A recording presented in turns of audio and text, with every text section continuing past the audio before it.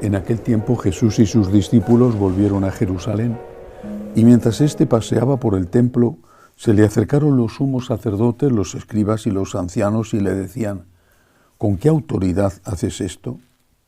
¿Quién te ha dado semejante autoridad para hacer esto? Jesús les replicó: os voy a hacer una pregunta y si me contestáis os diré con qué autoridad hago esto. ¿El bautismo de Juan era del cielo o de los hombres? Contestadme. Se pusieron a deliberar. Si decimos que es del cielo, dirá: ¿y por qué no le habéis creído? Pero ¿cómo vamos a decir que es de los hombres? Temían a la gente porque todo el mundo estaba convencido de que Juan era un profeta. Y respondieron a Jesús: no sabemos. Jesús les replicó: pues tampoco yo os digo con qué autoridad hago esto. Palabra del Señor. Gloria a ti, Señor Jesús.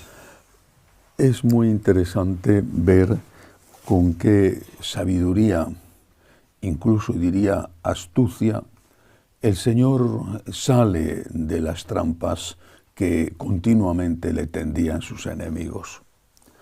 Él podía haber contestado esta pregunta diciendo: esto lo hago con la autoridad que me da el ser el Hijo de Dios.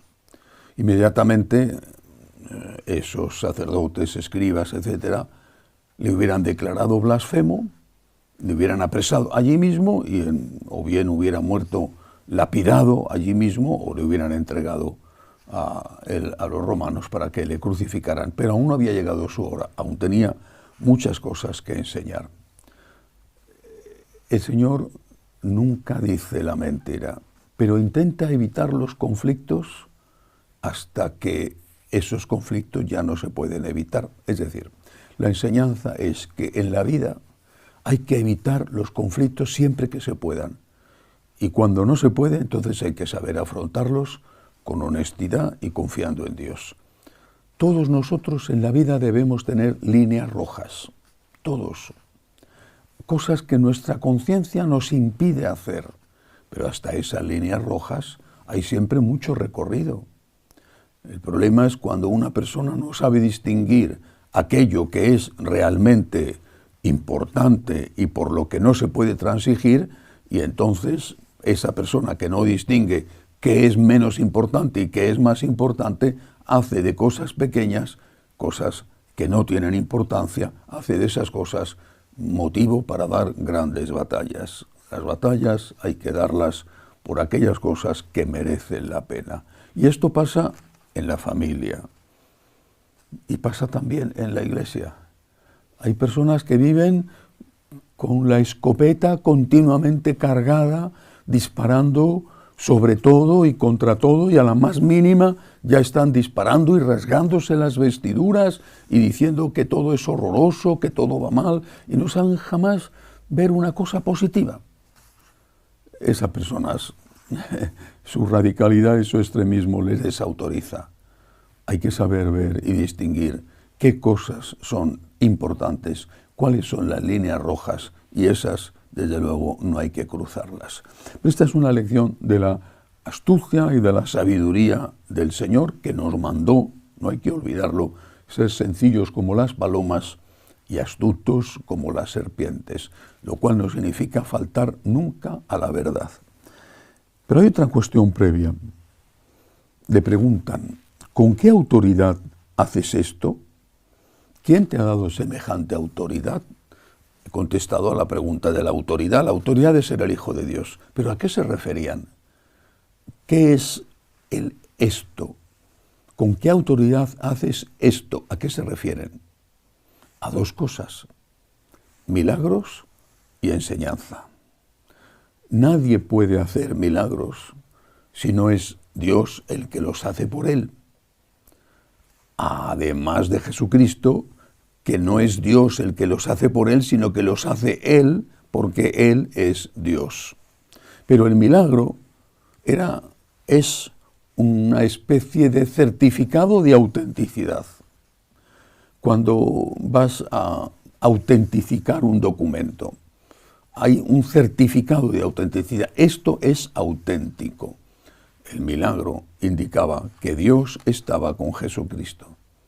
Y ese milagro que decía que Cristo estaba respaldado, apoyado por Dios, no solamente se refería a la persona de Cristo, sino también a la enseñanza de Cristo. El milagro era el apoyo a la enseñanza. Y por eso cuando el Señor se da cuenta de que el milagro ya no está sirviendo de apoyo a la enseñanza, sino de distracción de la enseñanza, dice, hasta aquí hemos llegado. Se han acabado los milagros. Y hay un momento en la etapa final de su vida pública en que los milagros son poquísimos. Después de la multiplicación de los panes y los peces, aquella multitud quedó verdaderamente conmocionada. Ya no era un milagro hecho a uno, del tipo que fuera, generalmente curaciones. Ahora había alimentado a una multitud. Todo el mundo comprendió que aquello era tan extraordinario que no solamente implicaba lo del apoyo de Dios a la figura y mensaje de Cristo, sino que aquello se convertía en la solución de todos los problemas. ¿Para qué trabajar si podía transformar las piedras en panes? ¿Para qué ir al médico si te podía curar de cualquier enfermedad?